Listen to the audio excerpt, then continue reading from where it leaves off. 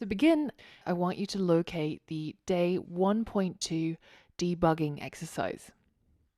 And now, as you did before, go ahead and read through the instructions. Be mindful that the output must match the example output precisely. And when you hit run, this is the outcome you're looking for. So there's quite a few things broken here, but I want you to have a go at fixing each line individually and pulling out the bugs from the code. So pause the video now and give that a go. All right, so how did that go? If you haven't got your computer in front of you, if you're traveling, if somehow you can't access the exercise, just pause, and when you've got time, then complete the challenge and then come back to the course. It is so important that you actually do some hands-on stuff, and I stress that this is the only way that you're going to become the rockstar coder that I know you can be. Let's take a look at the code below. You can see that when we run our code as it is right now, we get an error, and this is going to point to the first of many errors in this file. And in this case, it tells us that on line 3, so this one right here, at around this position or somewhere around here, as denoted by the little caret sign, there is a syntax error. If we study this closely, you can see that the code highlighting seems to be suggesting that all of this is code, but this is somehow text. So what's going on here? Well, notice that we've only got one double quote. So it thinks that what comes after this is the text, but what comes before it, it thought it was just continuation of code. So to fix this one, all we have to do is add a double quote right here.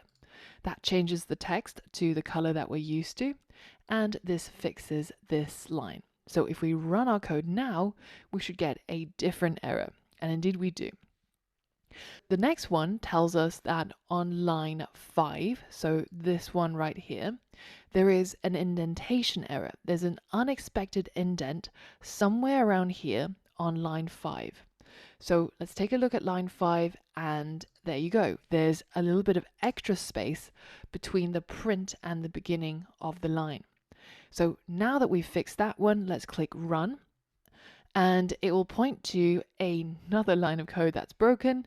And in this case, it says on line 7, which is here where there's actually no code, there's the unexpected EOF while parsing. What does this mean? Well, if you're not sure, then go ahead and paste it into Google. And let's take a look at what people say on Stack Overflow. So as this person, very kind, Felix, has explained, the syntax error unexpected EOF while parsing means that the end of your source code was reached before all code blocks were completed. What is a code block? Well, this is a code block because it's a print function, it has a beginning, and it has an end. But what does this line not have? Well, it's got two open parentheses, but only one closing parentheses. So the computer thinks that you're going to continue writing something and then close it off at the end, which is not the case. In fact, what has happened is we simply have an extra misplaced open parenthesis. And now if we delete that and hit run, you'll see that we have everything printed. But at this point, notice how on line 4, which is the line that we haven't fixed yet, it prints string concatenation is done with the blank sign, whereas in fact it should say plus sign. And even though we don't see any errors being printed in our console, you'll see that we have an output mismatch, because I'm expecting to see this line, string concatenation is done with the plus sign, but here the output doesn't have that part, is missing this part. So there's one last thing that you need to debug, and that is of course on line 4. And what's happening here is we have this part being interpreted as a string, this part being interpreted as a string, and it thinks that this plus sign is just us concatenating these two parts together.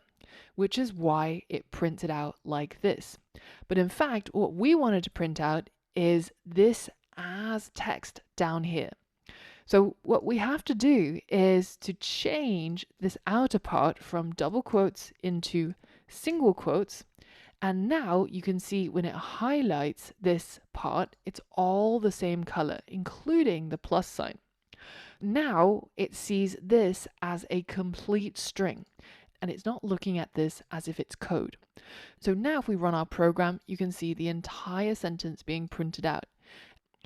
So if you've completed the challenge and you've gotten everything right, then you're now done with this exercise. If you got stuck and you want to have a look at the solution, as always, it's down here. And it might be useful to have a look at this page to see where you might have missed something or where you might have gotten something wrong. So I hope you enjoyed this code exercise. In the next lesson, we're going to learn about a new type of Python function, which is the input function. So for all of that and more, I'll see you there.